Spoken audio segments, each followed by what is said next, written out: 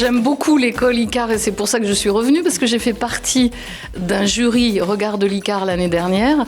Et donc, effectivement, j'ai trouvé que cette école était intéressante. Et quand on m'a proposé de faire cette masterclass, j'étais ravie de revenir à l'Icare. Je pense que la transmission, c'est important. Je pense aussi que la jeunesse va être la relève et que souvent, le métier d'agent artistique est un métier que les gens ne connaissent pas bien du tout. Ils ont des a priori et il y a trop de clichés qui sont véhiculés sur ce métier, vu que c'est un métier un peu de sacerdoce, parce qu'il prend énormément de temps, plus que le temps de la vie professionnelle.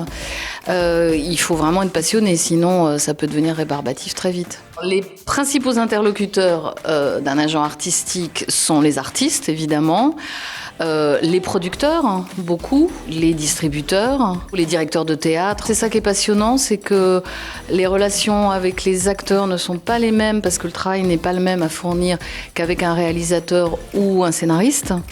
Donc justement, c'est cette diversité qui est passionnante. Je pense qu'il faut une énorme curiosité pour être agent artistique et une énorme patience, parce que c'est un métier où on ne fait que trouver des solutions à des problèmes. Ça peut être des problèmes relationnels, bien sûr, parce qu'on traite de l'humain avant tout, mais énormément de problèmes techniques, des problèmes de date qui se superposent, des choses qui ont changé, qui font qu'un projet n'est plus possible alors que l'acteur veut toujours le faire. Enfin voilà, c'est des problèmes techniques et des problèmes de communication souvent. Je vous conseille d'aller regarder la série 10%, ça va être plus simple.